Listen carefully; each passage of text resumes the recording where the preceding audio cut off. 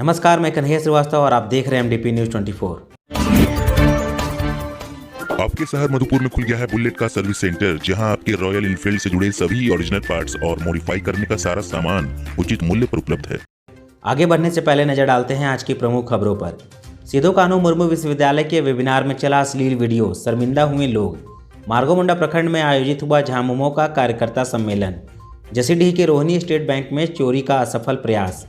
किसान विरोधी नहीं, किसान हितैषी है भाजपा, कहा भाजपा प्रवक्ता मुशफिका हसन ने। विश्व कला दिवस के अवसर पर वर्ष 2020 के शिवरात्रि महोत्सव के कलाकार हुए सम्मानित। उपचुनाव को लेकर आजसू कार्यकर्ताओं ने चलाया जनसंपर्क अभियान। सोहनलाल कोठारी चैरिटेबल ट्रस्ट कोलकाता ने जरूरतमंदों के बीच बांटे कंबल। आपके शहर मधुपुर में खुल गया है Fishland aquarium house, a family of pets lover. तो बिना किसी देर के आज ही अपने घर लेकर आइए एक नए मेहमान को।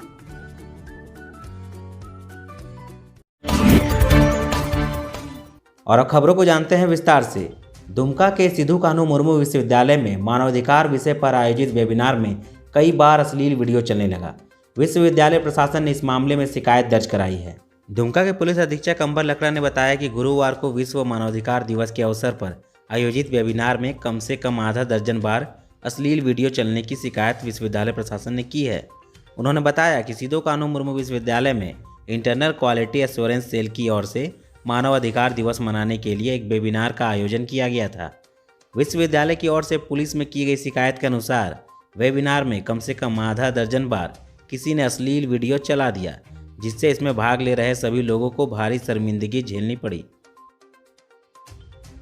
मधुपुर विधानसभा में होने वाले उपचुनाव की रणनीति तैयार करने के लिए मार्गोमुंडा प्रखंड अध्यक्ष सोहन मुर्मू की अध्यक्षता में झामुमो कार्यकर्ताओं का एक सम्मेलन आज आयोजन किया गया।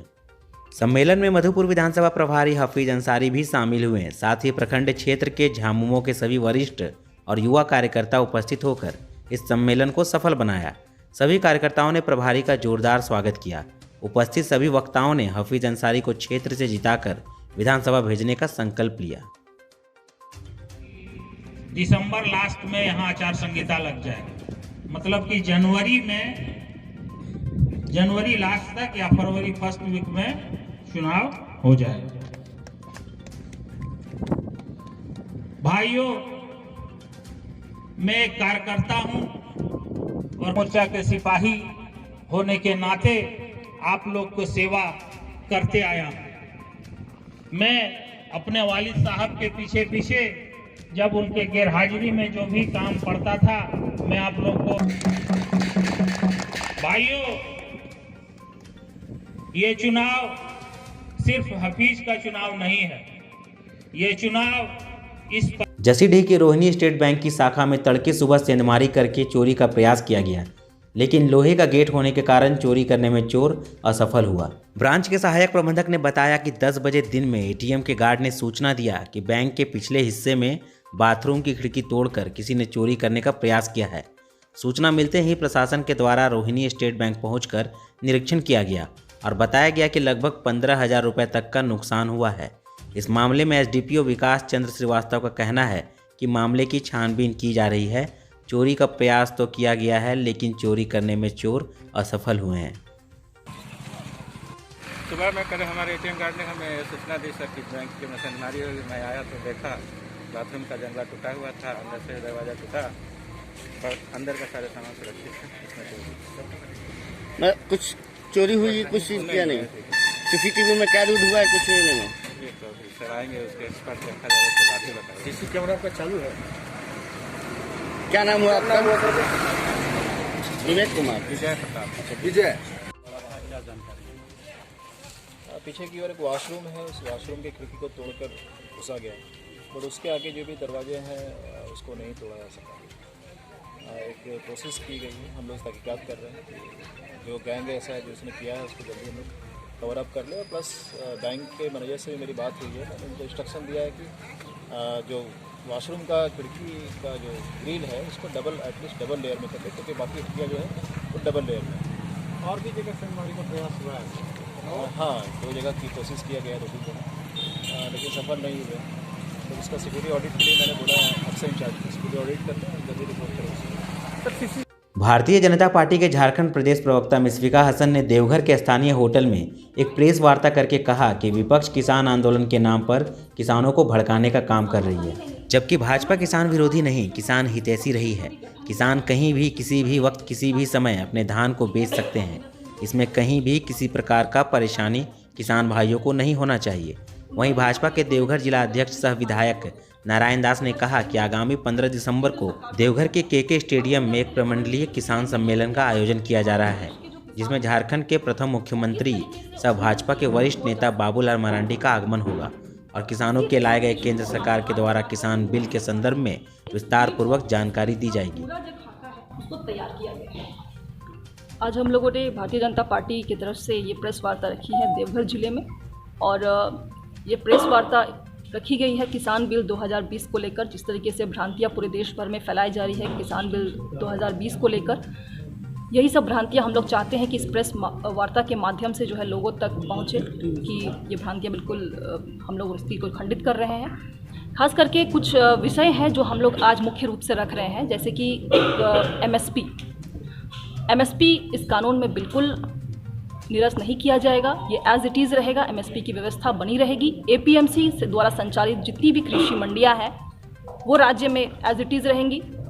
और इस कानून के तहत हम लोग जो है किसान के हितों की रक्षा कर रहे हैं, उनकी ज़मीनों की रक्षा कर रहे हैं, और कॉन्ट्रैक्ट फार्मिंग के माध्यम से हम लोग जो है चाहते हैं कि किसानों को जो है नई तकनीक मिले, वो महंगी फसलों की तरफ वो आकर्षित हो, और निवेशकों के साथ जो है उनकी एग्रीमेंट बने और किस तरीके से वो आगे बढ़े, इसके बारे में ही हम लोग चिंतन मंथन किए हुए हैं।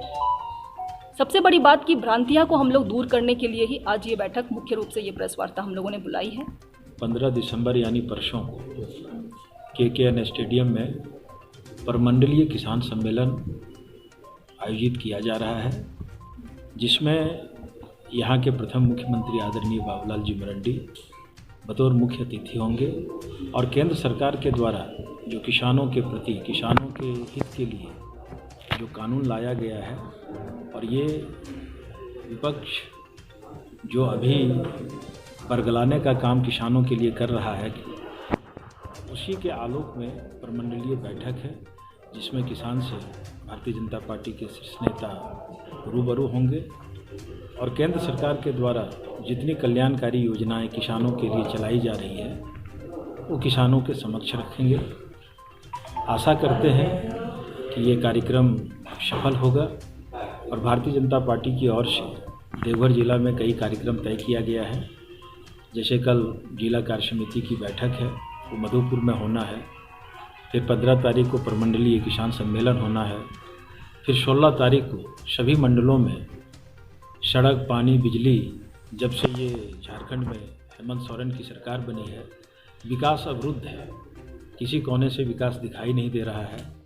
देवघर के एक होटल में विश्व कला दिवस के अवसर पर वर्ष 2020 में आयोजित हुए शिवरात्रि महोत्सव के कलाकारों को प्रशस्ति पत्र देकर सम्मानित किया गया। शिवरात्रि महोत्सव के सभी कलाकारों में से 26 कलाकारों को चयनित करके सभी को प्रशस्ति पत्र देकर सम्मानित किया गया। यह सम्मानित डॉक्टर प्रदीप कुमार सिंह देव के सौजन्य से हुआ। इस मौके पर विधायक नारायण दास, प्रोफेसर रामनंदन सिंह, राम सेवक सिंह गुंजन सहित कई लोग मौजूद रहे। का सम्मान समारोह है।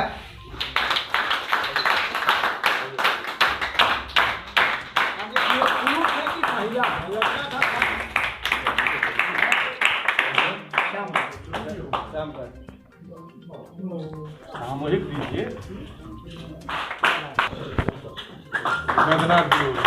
देवघर शहर जो है वो झारखंड की अध्यात्म राजधानी है, और आज सभी शिव भक्तों के बीच आके और जिस रूप से पुटरूदा, यहाँ के प्रथम मेयर राजनारायण खवाड़े और देवघर के सभी लोगों ने देवघर के शिव बारात को एक विहंगम रूप देने का काम किया है, और जिसकी चर्चा सिर्फ देवघर ही नहीं, झारखंड ही नहीं, हिंदुस्तान ही नहीं बल्कि देश विदेश में भी होती है। और देवघर में शिव बारात निकालना अपने आप में एक बड़ी बात है। बाबा वैद्यनाथ की धरती है, और मैं सभी आयोजकों को, खास करके राजनारायण खवाड़े को, पुटरूदा जो बड़े कलाकार हैं, लोगों को सुंदरता के रूप में ये एक नया आयाम देते हैं, और जब शिव बारात देवघर से निकलती है, मंदिर तक जाती है, तो देवघर के इर्द गिर्द जितने भी गांव हैं, कई गांव में शिव बारात निकाली जाती है।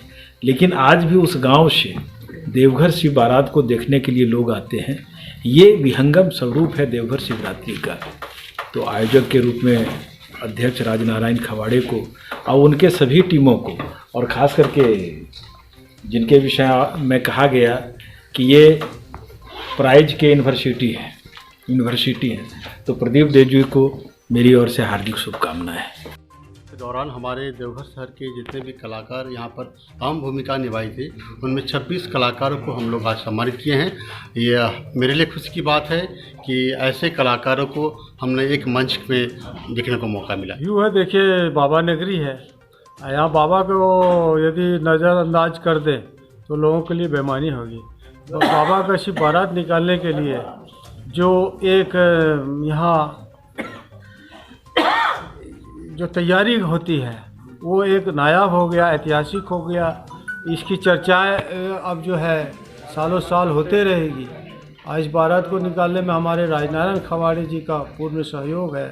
वो उनका जो सहयोग वो भुलाया नहीं जा सकता है। मधुपुर विधानसभा उपचुनाव को लेकर आसू नेता सह समाज सेवी गंगा नारायण के कार्यकर्ताओं के द्वारा मधुपुर विधानसभा क्षेत्र के मार्गोमुंडा और करो प्रखंड के दर्जनों गांवों का दौरा करते हुए जनसंपर्क अभियान चलाया गया।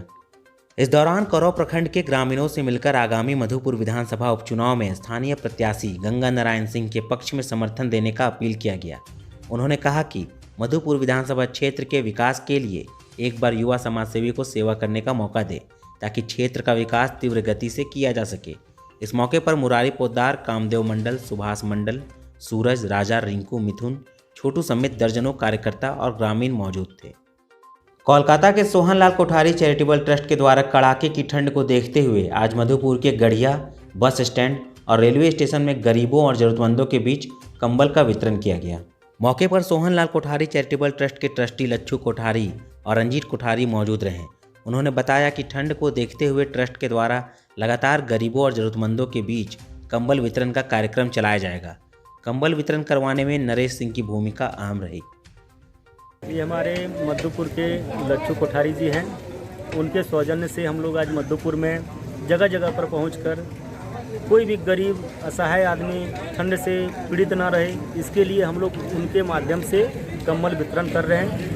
और जिस तरह मधुपुर का वातावरण देखते हुए ठंड जिस तरह बढ़ रहा है, तो हम लोग सब जगह जाके स्टेशन अभी रोड बांटे, कुछ पहले बस स्टैंड बांटे, इसी तरह और जहाँ जहाँ भी जो गरीब हैं उनको कंबल वितरण हम लोग कर रहे हैं। ये कोई ट्रस्ट के द्वारा है क्या नरेश जी, बताएंगे? कोई ट्रस्ट का? कलकत्ता के सुशीला देवी चैरिटेबल ट्रस्ट है, उन्हीं के द्वारा ये कंबल है। अच्छा, अभी ये चलेगा कार्यक्रम आप लोग? कार्यक्रम अभी 1 महीना चलेगा। 1 महीना तक हम लोग का कार्यक्रम यह चलेगा।